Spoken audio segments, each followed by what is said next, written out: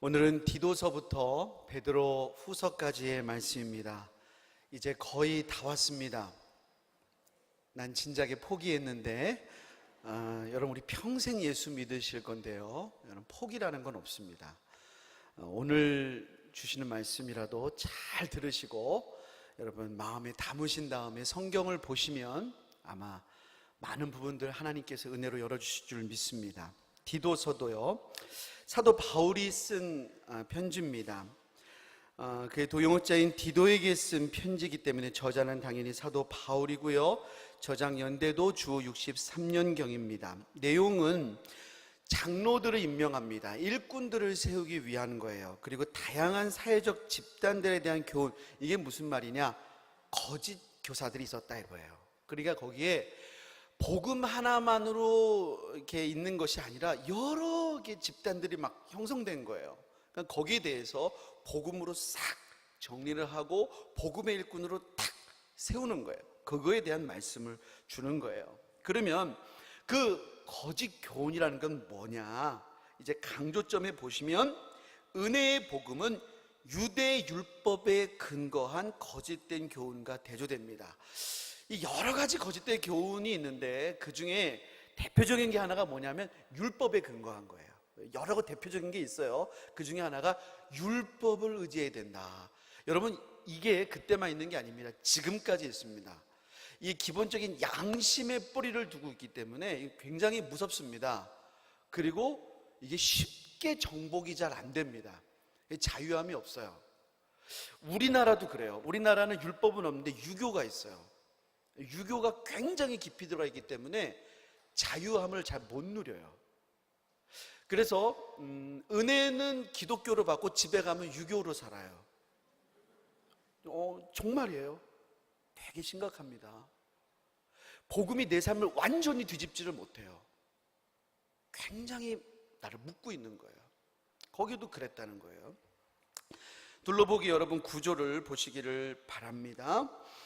자, 서두를 보시기를 바랍니다. 바울은 하나님의 종으로서의 권위와 예수 그리스도의 사도로서의 권위로 행사합니다. 여러분 권위적인 거는 언제나 문제지만 권위는 있어야 됩니다. 여러분 맞습니까? 아닙니까? 교회에 권위가 있어야 됩니다. 여러분 부모의 권위가 있어야 됩니까? 없어야 됩니까? 교회의 영적 리더의 권위가 있어야 됩니까? 없어야 됩니까? 있어야 됩니다. 있어야 됩니다. 그 권위로 얘기하는 거예요. 그러면서 디도에 대해서 1장 4절에 보니까 나의 참 아들 된 디도라고 그랬어요. 오, 바울의 아들이 있었네. 영적인 아들을 말하는 것이죠. 디모데만이 영적인 아들이 아니라 디도도 영적인 아들이었다 그랬습니다. 1장 5절부터 9절을 보니까 장로들을 임명하면서 그레데 교회에 세우는 일을 1장 5절에 보면요, 내가 너를 그레데에 남겨둔 이유는 그럽니다. 디도를 바울이 그레데에 남겨두고 갔어요.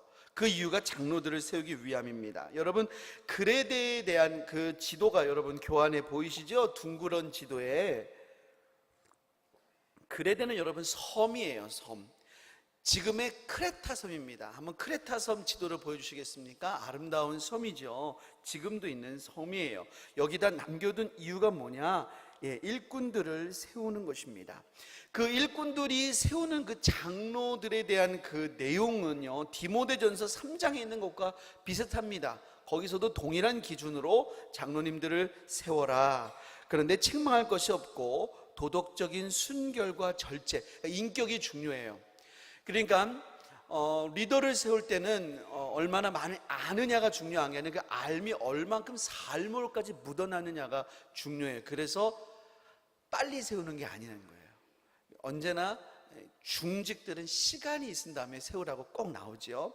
그리고 가정에서 역량이 증명이 돼야 돼요. 왜냐하면 가정과 교회는 그 존재 방식이 본질적으로 같다, 그렇게 성경이 말하고 있습니다.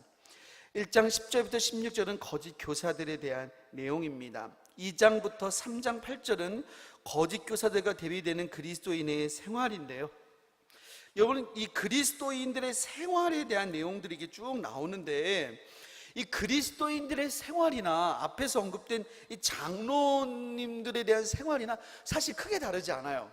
왜냐하면 여러분, 이 장로님들의 생활이 진정한 그리스도인의 삶이거든요. 그러니까 진정한 그리스도인으로서 살면은 장로님들처럼 사는 거예요. 무슨 말인지 아십니까? 진정한 그리스도인으로서 살면은 자연스럽게 교회 일꾼으로 살게 되고 다 되는 거예요. 그러니까 여기에 그리스도인의 생활과 장로님들의 삶이 크게 다르지 않은 이유가 바로 그렇습니다. 그러나 거짓 교사들의 모습과는 다르다 그렇다는 것이죠. 이제 그런 내용이 쭉 나오고 있습니다. 근데 여러분, 이제 그 달락을 보시면 주목해야 할 것은 경건한 삶을 살아야 할 이유가 외부에 있는 사람을 위한 것임을 거듭해서 밝힙니다. 2장 5절 한번 읽어보겠습니다. 신중하며 순전하며 집안일을 하며 선하며 자기 남편에게 복종하게 하라. 이는 하나님의 말씀이 비방을 받지 않게 하려 함이라. 왜 그래야 되냐? 하나님 말씀이 그러지 않으면 비방받는다라는 것입니다. 8절, 책망할 것이 없는 바른 말을 하게 하라. 이는 대적하는 자로 하여금 부끄러워 우리를 악하다 할 것이 없게 하려 함이라. 10절, 훔치지 말고 오히려 모든 참된 시시성을 나타나게 하라. 이는 범사에 우리고자 하나님의 교훈을 빛나게 하려 함이라. 너희가 이렇게 바르게 살지 않으면 하나님 말씀이 욕을 먹는다 이거예요. 그러니까 너희들이 바르게 살아서 외부에 있는 자들에게 욕먹으면 안 된다라는 것입니다. 이런 내용이 쭉 나옵니다. 3장 9절부터 11절에 거짓 선생들에 대해서 다시 한번 정지하는데, 이단에 속한 자들은 한두 번 훈계한 후에 멀리하라. 그리고 마지막 권면하고 마칩니다. 빌레몬서로 넘어가겠습니다. 빌레몬서는 사도 바울이 그의 동역자인 빌레몬에게 쓴 편지입니다. 저작 연대는 62년경이고 내용은 오네시모라고 하는 노예의 용서를 간청하는 편지입니다. 강조점은 이 복음이라는 것은요, 유대인 바울과 이방인 빌레몬은 물론 도망간 노예와 주인도 서로 화해시키는 능력이 있다는 것입니다. 둘러보기를 보시고 산책하기로 바로 넘어가겠습니다. 자, 1절, 빌레몬서 1절을 한번 다 같이 한번 읽어보겠습니다. 1절 말씀 시작.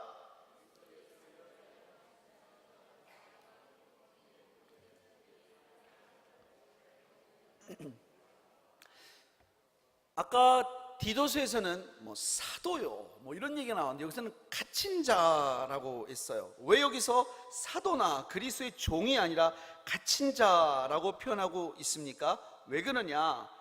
노예 오네시모가 사회적으로 약하고 의존적인 존재인 것처럼 나도 그런 존재야. 지금 오네시모와 바울이 동일시하고 있어요. 야, 오네시모만 그런 비참한 존재가 아니고 너가 존경하는 나 바울, 너에게 영적 아비인 나 바울, 지금 나 갇힌 자야. 이런 식으로 지금 시작을 하고 있는 거예요. 아비아라고 하는 사람이 2절에 나옵니다. 자매 아비아, 누굴까? 아마 빌레몬의 아내 같습니다. 아키뽀도 나옵니다. 누굴까? 정확치 않지만 빌레몬의 아들이라고 추정합니다. 4절부터 7절은 감사와 기도입니다. 8절부터 21절은 이제 오네시모에 대해서 빌레몬에게 오네시모에 대한 호소를 하는데, 얼마나 싹 그렇게 하는지 몰라요. 여러분, 우리가 교회에서도 화해 중재자가 될 때 이런 좋은 중재자가 되시기를 바랍니다. 바울이 얼마나 이렇게 중재를 잘하는지 모르겠어요. 먼저 바울이요, 빌레몬에게 오네시모에게 일어난 놀라운 변화를 설명합니다. 8절부터 12절 중에 12절까지 해요. 갇힌 중에서 낳은 아들 오네시모, 그가 전에는 너에게 무익했지만 이제는 나와 내게 유익한 자가 되었다는 것입니다. 그리고 지금 나에게 이 오네시모가 너무나 필요하다. 신복이다. 너는 나를 지금 도와주지 못하고 있지. 너 대신 오네시모가 다 도와주고 있어. 네가 할 몫까지 오네시모가 다 하고 있다는 거 너 혹시 알았니? 이런 얘기를 하고 있는 거예요. 얼마나 여러분 빌레몬이 고마웠겠어요. 그리고 15절과 16절을 보니까 이 모든 것들을 하나님이 주관하셨다. 오네시모는 사실 빌레몬의 노예였어요. 여러분, 노예가 그 당시에 주인에게 도망쳤다, 죽여도 됩니다. 그 당시 법으로 죽여도 되는 거예요. 근데 그렇게 도망친 노예가 그러다가 감옥에서 만났어요. 감옥에 갇힌 바울을 만났어요. 그래서 감옥에 갇힌 상태에서 복음을 들었어요. 이게 다 하나님의 섭리였다, 하나님의 경륜이었다. 오늘 말씀대로 이렇게 말을 하는 거예요. 이 하나님이 주관했다는 거예요. 이렇게 바울이 이 하나님이 주권적으로 역사했다는 겁니다. 그러면서 네가 나를 받아들이듯이 오네시모를 받아주면 안 되겠냐? 내가 너에게 오네시모를 돌려보낸다. 여러분 같으면 어떻게 하시겠습니까? 근데요, 자, 여기 이제 압권이 있어요. 우리 한번 18절 19절 한번 읽어보겠습니다. 18절 19절 시작. 불의를 하였거나 내게 빚진 것이 있으면 그것을 내 앞으로 계산하라. 나 바울이 친필로 쓰노니 내가 갚으려니와 내가 이외에 내 자신이 내게 빚진 것은 내가 말하지 아니하노라. 근데 이 오네시모가 그렇게 도망을 칠 때 그냥 도망친 게 아니라 빌레몬의 돈도 훔쳤던 것 같아요. 만약에 돈을 훔쳤다면 내가 갚아주겠다. 내가 갚아줄 테니까 내 앞으로 계산하라.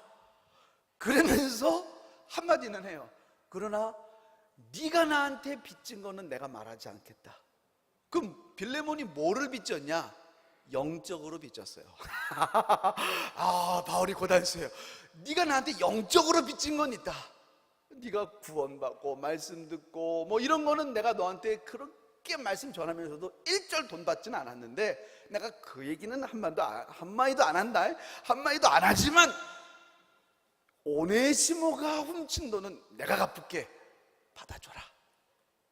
야, 바울 좋은 중재자죠, 그죠? 그렇게 했다는 거예요. 자, 빌레몬 넘어갑니다. 히브리서로 가겠습니다. 자, 히브리서의 제목은요, 히브리인들에게라고 하는 전통적인 제목에서 비롯됐습니다. 저자는 미상입니다. 누굴까? 바울일까? 바나바일까? 혹은 신라일까? 마틴 루터는 아볼로일지도 모른다. 여러 가지 견해가 있었어요. 근데 이거에 대해서는 오리겐이 한 말이 제일 맞는 것 같아요. 오리겐이 이렇게 말했습니다. 누가 이 편지를 썼는지는 하나님만이 아신다. 이렇게 말을 했어요.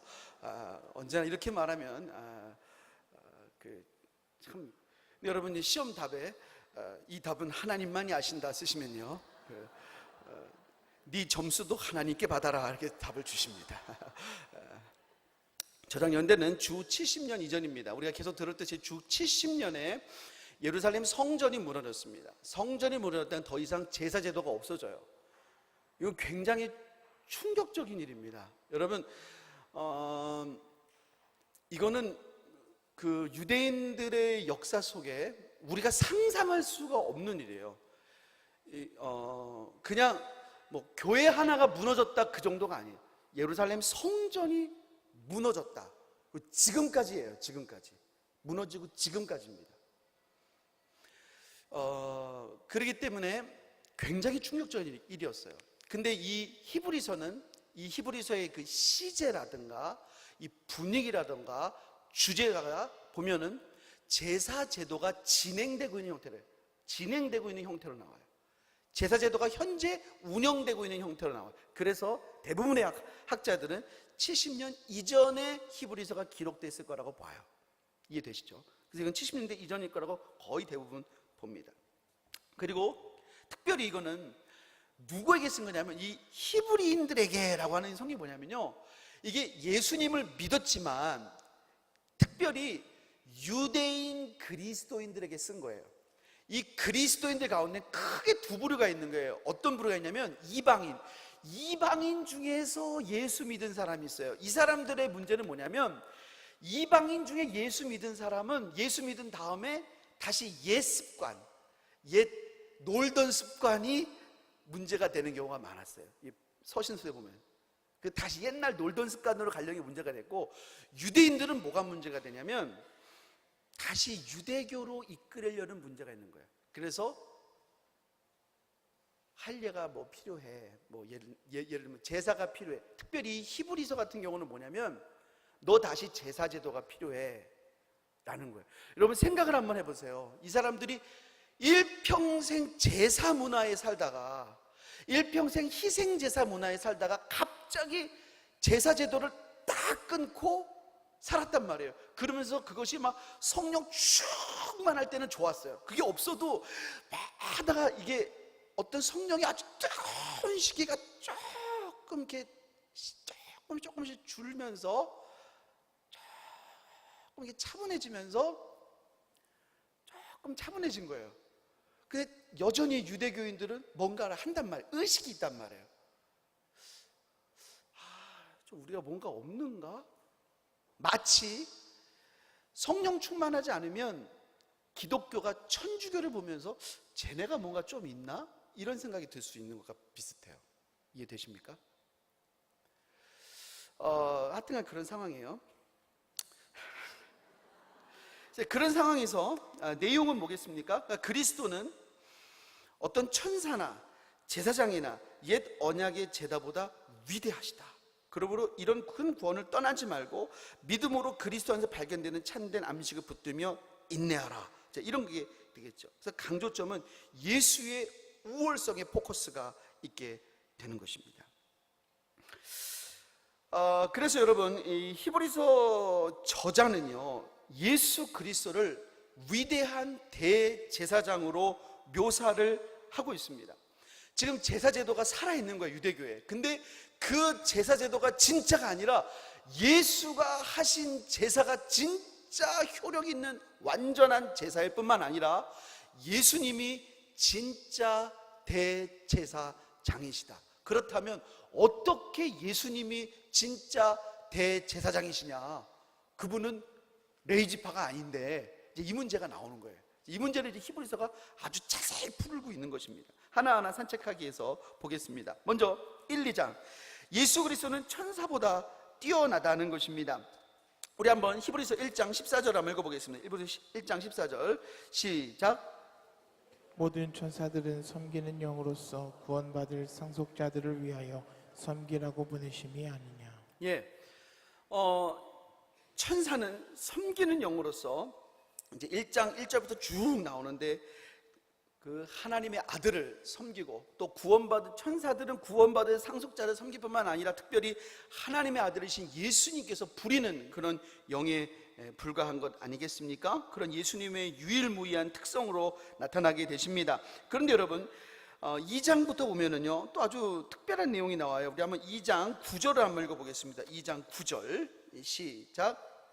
오직 우리가 천사들보다 잠시 동안 못하게 하심을 입은 자 곧 죽음의 고난 받으심으로 말미암아 영광과 존귀로 관을 쓰신 예수를 보니 이를 행하시면 하나님의 은혜로 말미암아 모든 사람을 위하여 죽음을 맛보려 하심이라. 예수님은 본질적으로 천사와는 비교할 수 없는 하나님의 아들이지만 그분이 천사보다 조금 못한 인간의 모습을 입고 오신 이유는 그분이 인간의 몸으로서 죽음을 경험하심으로써 우리를 위한 대속의 제사를 치르기 위해서 그런 고난을 당하신 것이다. 그래서 우리의 구주가 되신 것이다. 이렇게 말씀을 하고 있는 것입니다. 3장부터 10장 18절 여기서는 예수 그리스도가 모세의 율법보다 뛰어나시다. 이 내용을 쭉 말하고 있습니다. 여기서 히브리서 저자는 모세 율법의 중보자들, 예수님이 모세보다 뛰어나고 아론의 대제사장 직분보다 뛰어나고 또 예수님의 피로 맺은 새 언약이 이전의 언약보다 뛰어나고 예수님의 죽음이 모세의 제사보다 뛰어난다는 점을 규명을 합니다. 자, 이 모든 것을 규명함에 있어서 아주 핵심되는 그 논증이 핵심 포인트가 뭐냐? 멜기세덱입니다. 이 멜기세덱은 우리가 아는 세덱 중에 가장 복잡한 세덱입니다. 아주 복잡한 세덱이에요. 세덱이 굉장히 복잡해요. 근데 이 세덱을 알 필요가 있습니다. 자, 이 세덱은요, 멜기세덱은 창세기 14장에 나와요. 아브라함이 그 소돔 땅에 이제 롯이 막 전쟁하고 있을 때 이기고 왔을 때 그 10분의 1을 멜기세덱에게 바치잖아요. 이 사람은 왕이면서 제사장이 11조를 멜기세덱에게 바쳐요. 그거로만 끝났으면 이제 아무 일이 없었을 거예요. 그게 창세기 14장의 사건인데, 그런데 시편 110편을 보세요. 시편 110편. 여러분 시편 110편을 한번 찾아보세요. 읽어주기만 기다리지 마시고, 읽어주기만 기다리지 마시고,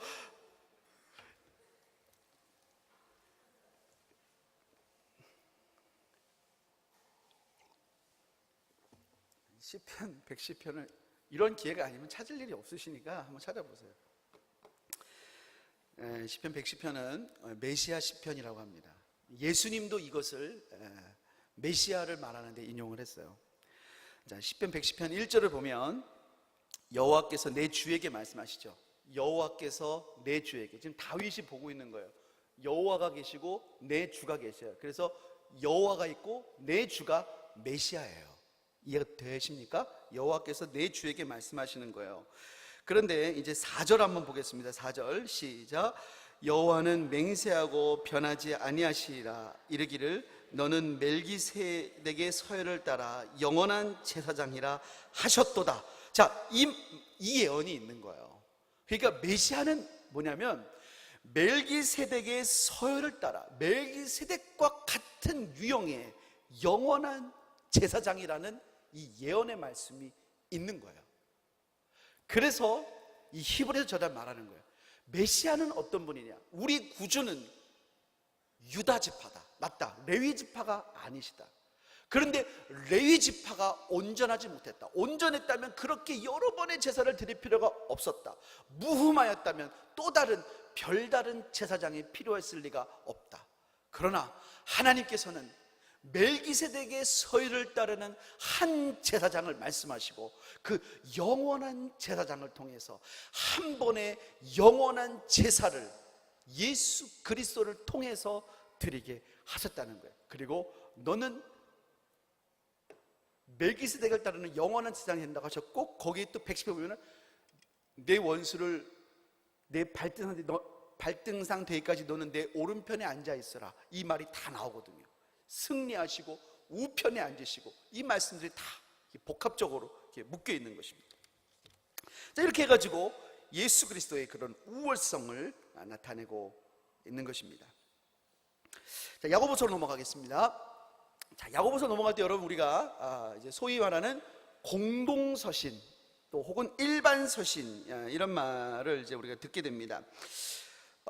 일반적이다, 뭐 공동이라는 이런 말은 여러분 이제 뭐냐면요, 이제 이런 겁니다. 예를 들면 이제 에베소서나 빌립보서, 그러면 이제 수신지가 밝혀져 있어요. 에베소에 보내는 편지, 빌립보에 보내는 편지예요.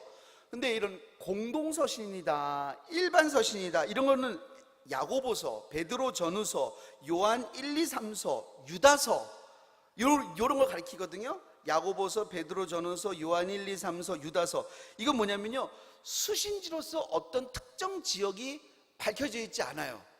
수신지로서 어떤 특정 지역이 밝혀져 있지 않으면 어떻게 할까요? 저자를 이름으로 삼는 거예요. 그래서 저자인 야고보서가 된 거예요. 그래서 여러분, 바울이 보낸 편지는 바울 일서가 아니잖아요. 바울이 보낸 편지는 지역을 따라요. 에베소서, 빌립보서, 데살로니가 전서. 오히려 바울이 보낸 데는 지역명을 따르고 거긴 수신지가 정확하니까. 근데 수신지가 불명확한 데는 저자명을 따라요. 유다서, 베드로 전서. 저자가 정확하니까. 이해되시죠? 시간이 없어서 야고보서 내용은 우리가 잘 압니다. 믿음을 삶으로 실천하라는 거예요. 말씀을 듣는 자만이 아니라 실천하라는 자가 되는 거예요. 강조점은 성도에게 요구되는 실제적인 믿음이고 시련 중에 기쁨과 인내를 가지라는 거예요. 지혜의 진정한 지혜의 본질, 특별히 가난한 자들에 대한 부자의 태도를 보여줍니다. 둘러보기 야고보서의 구조를 보시기를 바랍니다. 산책하기로 바로 넘어가겠습니다. 인사입니다. 이 야고보는 누구냐? 성경에도 야고보가 또 여러 명이 나와요. 이 야고보는 예수님의 형제 야고보입니다. 근데 사실 여러분, 예수님의 형제였던 이 야고보는 예수님의 공생의 기간에는 한때 예수님에 대해서 호의적이지 않았을 때도 있었어요. 하지만 예수님의 부활을 경험한 이후에 그는 예수님을 믿게 됐고 나중에 예루살렘 교회의 수장과 같은, 기둥과 같은 역할을 하게 되죠. 근데 이 야고보서는 뭐라고 말하냐면요, 흩어져 있는 12지파라는 말이에요. 12지파. 여러분, 구약적인 표현인데 왜 이 구약적인 표현을 신약에 하냐? 바로 이 신약에 있는 백성들도 하나님이 구약으로부터 이 맥이 다 있다는 것입니다. 예수님으로부터 이 모으신 하나님의 이 맥이 다 있는 영적인 유산을 상기시키고 있는 것입니다. 1장 2절부터 18절은 믿음의 시험입니다. 시련은 영적인 순례자들을 온전하게 하기 위해 믿음을 시험합니다. 주의할 건 여러분, 시련이 시험으로 끝나지 않고 유혹으로 이어질 수 있음을 지적하고 있는 것입니다. 하지만 유혹의 책임을 하나님께 돌리는 어리석음을 범해서는 안 되겠죠. 오직 하나님은 좋은 선물만을 주시며 특별히 진리의 말씀을 통한 중생의 선물을 주십니다. 자, 그 다음 1장 19절부터 2장은 믿음을 실천함에 대한 내용입니다. 야고보는 분노와 혀에 대한 주제로 시작합니다. 참 이 야고보서에서 이 혀에 대한 내용이 많이 나오는데요, 우리 한번 1장 25절 한번 읽어보겠습니다. 1장 25절 다 같이 한번 읽어보겠습니다. 시작. 자유롭게 하는 온전한 율법을 들여다보고 있는 자는 듣고 잊어버리는 자가 아니요 실천하는 자니 이 사람은 그 행하는 일에 복을 받으리라. 혹 어떤 사람들은 복음을 받은 사람은 율법은 폐기 처분해야 되는 줄 알아요. 근데 여러분, 성경은 절대로 그렇지 않아요. 성경은 뭐라고 그러냐? 자유롭게 하는 온전한 율법이에요. 한번 따라해 볼까요? 자유롭게 하는 온전한 율법. 여러분, 복음은 우리를 방종주의로 만들지 않습니다. 오히려 복음을 진짜로 받은 사람들은 율법이 그렇게 이루려고 목표로 했던 사랑을 성취하면서 살아갑니다. 사랑을 실천하는 삶을 살게 됩니다. 사랑을 위해서 형식적인 문자에 매이지 않는 것이지 무율법주의가 복음이 아닌 것이죠. 자, 3장부터 4장 12절은 공동체 안에서의 불화의 죄입니다. 여러분, 이 단락이 ABA 패턴을 지니고 있어요. 3장 1절부터 12절이 혀의 위험성을 다루고 있어요. 그리고 B가 나옵니다. B는 13절부터 그 18절까지인데 이게 해결책이에요. 위로부터 난 지혜예요. 위로부터 난 지혜가 있고 땅에서 난 지혜가 있는데 잘 분별을 해야 돼요. 이게 번뜩인다고 지혜가 아니라 위로부터 난 지혜의 특징이 있습니다. 여러분 한번 묵상을 한번 깊이 해보세요. 우리가 잘 분별할 수 있어요. 교회에서도 위로부터 난 지혜가 있어야 됩니다. 그 다음에 또다시 4장 1절부터 12절에 혀의 위험성, 혀를 굉장히 많이 강조하고 있어요. 우리가 교회에서 이 혀가 굉장히 중요하다라는 것입니다. 자, 그 다음에 4장 13절부터 5장 12절까지 부요한 자들의 죄에 대해서 언급하고 5장 13절부터 20절까지 믿음의 기도와 결론적인 권면을 하고 있습니다. 베드로 전서로 넘어가겠습니다. 자, 이 서신의 제목은 베드로라는 이름으로 알려졌고 영감받은 베드로의 첫 번째 편지입니다. 저자는 사도 베드로이고 저장 연대는 주 65년경입니다. 이 내용은 이 베드로전서는 일단 기본 세팅이 지금 고난당하고 있는 상황입니다. 고난당하는 그리스도인들을 위한 위로의 서신입니다. 우리 한번 1장 베드로전서 1장 6절과 7절 한번 읽어보겠습니다. 시작. 그러므로 너희가 이제 여러 가지 시험으로 말미암아 잠깐 근심하게 되지 않을 수 없으나 오히려 크게 기뻐하는도다.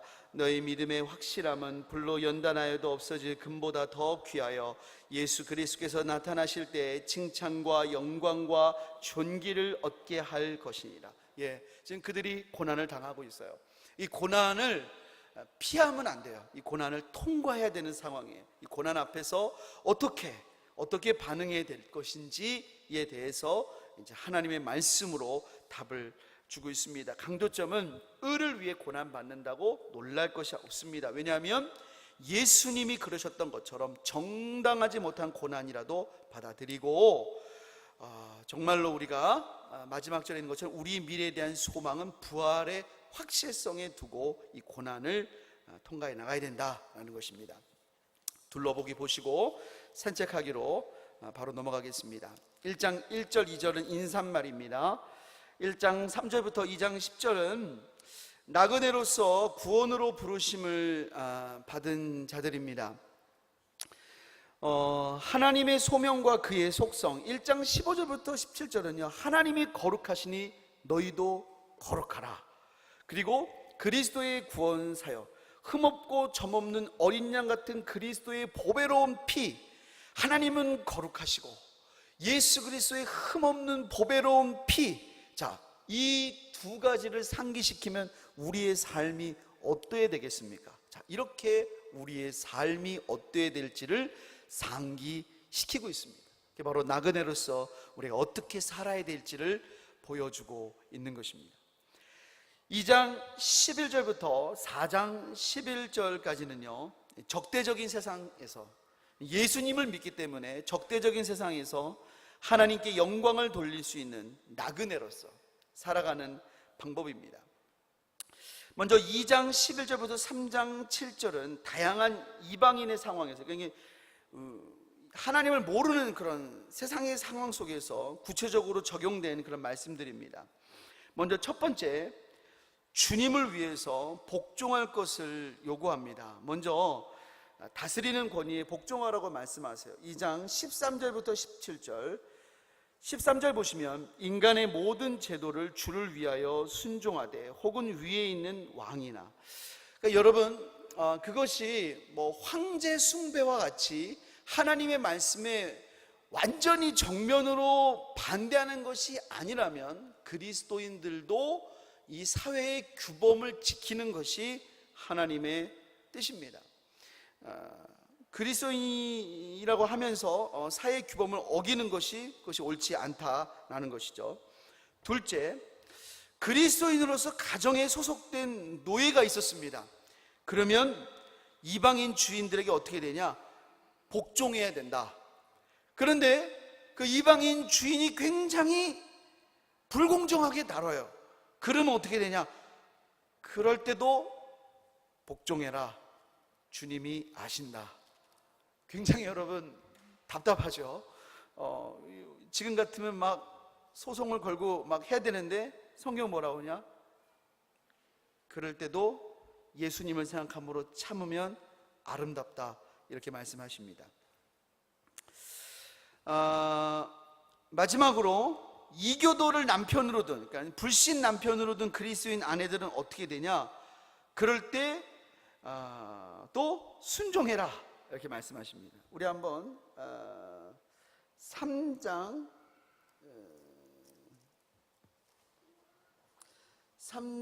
1절 2절 말씀 한번 읽어보겠습니다. 3장 1절 2절 말씀 시작. 아내들아 이와 같이 자기 남편에게 순종하라.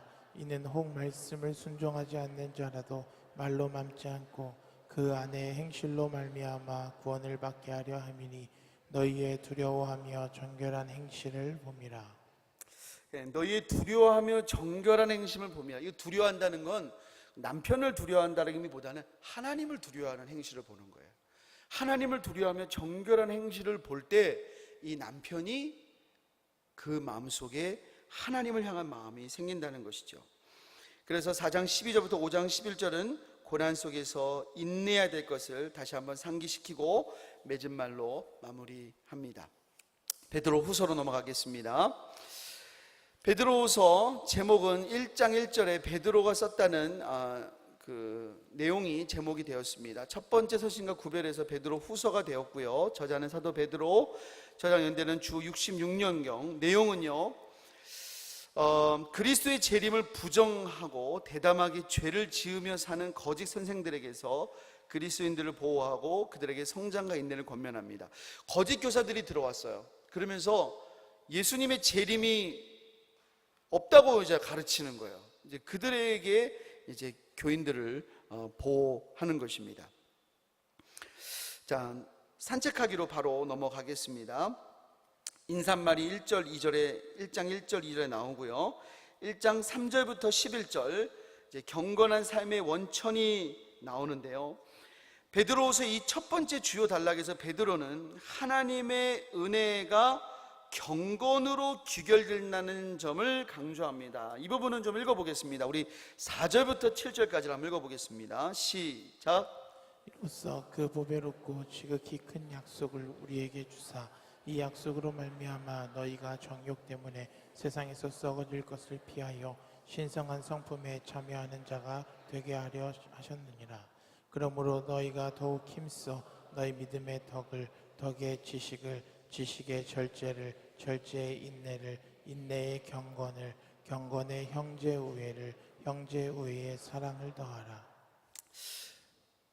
하나님께서 우리에게 은혜를 주신 것은 쉽게 죄짓고 쉽게 용서받으라고 은혜를 약속하신 게 절대로 아닙니다. 하나님이 우리에게 은혜를 주신 것은 하나님의 성품에 참여하기 위한 거룩한 부르심이에요. 그래서 이 세상 정욕에 썩어질 것에 피해서 하나님의 그 거룩한 부르심으로 부르시는 거예요. 그래서 여러분, 은혜는 죄의 방종을 위한 것이 아닙니다.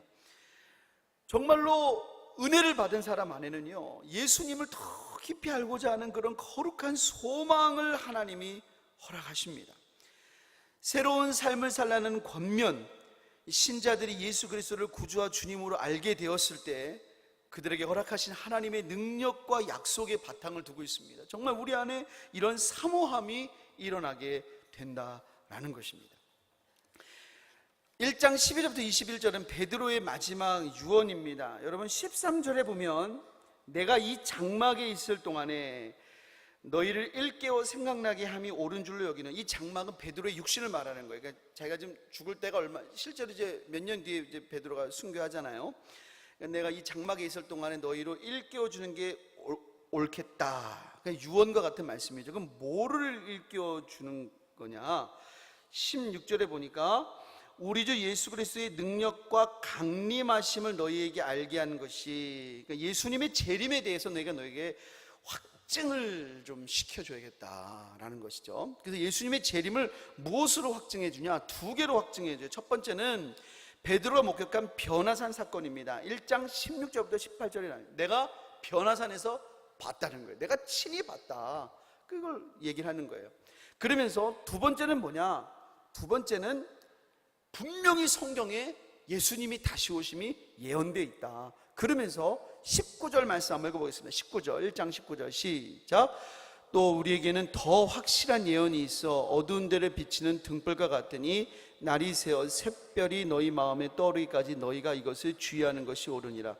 참 중요한 것은 뭐냐면, 변화산에서 베드로는 예수님이 변형된 모습을 봤어요. 그러니까 예수님이 재림하실 때의 아마 모습일 것입니다. 예수님이 변형돼서 사람이 아무리 빨래하려고 해도 빨래해도 그렇게 할 수 없을 만큼의 그 모습을 봤어요. 하지만 그것보다 더 확실하다는 거예요. 뭐가?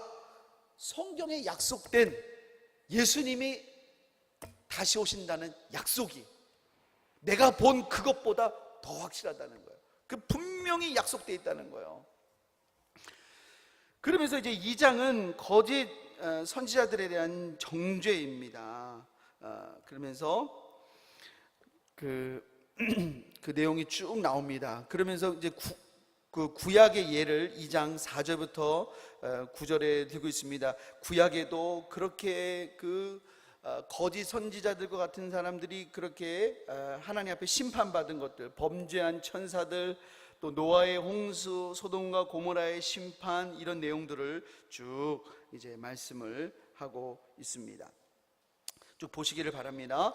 3장 1절부터 13절 보시면 이제 이것이 베드로후서의 핵심 단락인데, 주의 날은, 주의 재림의 날이죠, 반드시 온다는 것입니다. 구약의 선지자들과 사도들의 예언을 다시 일깨우고 있습니다. 과거에 심판이 없었다는 인식을 근거로 한 거짓 선생들의 조롱은 하나님의 주권적인 말씀의 확실성을 상기시키는 것을 통해 정죄하고 있습니다. 하나님이 실제로 세상을 심판하셨죠. 그들은 심판이 없다고 그러지만 하나님은 물로 심판하셨고 이제는 불로 심판하신다고 분명히 약속을 하셨습니다. 그리고 지금 심판을 안 하시는 것은 오래 참으사 한 명이라도 더 회개하도록 기다리고 계신 것입니다. 그러므로 분명히 하나님의 심판이 있고 주님의 재림이 있습니다. 그러므로 우리는 어떤 사람이 되어야 되겠습니까? 우리 마지막으로 3장 11절로부터 13절을 함께 읽겠습니다. 시작. 이 모든 것이 이렇게 풀어지리니 너희가 어떠한 사람이 되어야 마땅하냐? 거룩한 행실과 경건함으로 하나님의 날이 임하기를 바라보고 간절히 사모하라. 그날에 하늘이 불에 타서 풀어지고 물질이 뜨거운 불에 녹아지려니와 우리는 그의 약속대로 의가 있는 곳인 새하늘과 새 땅을 바라보도다. 아멘. 그날이 되면은 모든 게 다 풀어질 거예요. 새하늘과 새 땅이 쫙 열릴 거예요. 그때 어떤 사람들은 막 숨을 것이고 어떤 사람은 정말 뵙고 싶었던 주님께 찬양과 경배를 올릴 것입니다. 여러분, 그때 우리는 주님 앞에 큰 영광을 돌릴 수 있는 영광의 주인공이 되시기를 주님의 이름으로 축복합니다. 기도하겠습니다. 하나님 아버지, 감사합니다. 오늘 이 시간 디도서부터 베드로 후서까지의 개간의 말씀을 나누었습니다. 한 주간 말씀을 읽으면서 이 말씀이 우리 안에 은혜가 되게 하여 주옵소서. 성령이 우리 안에 역사하시는 것을 경험하게 하여 주시옵소서.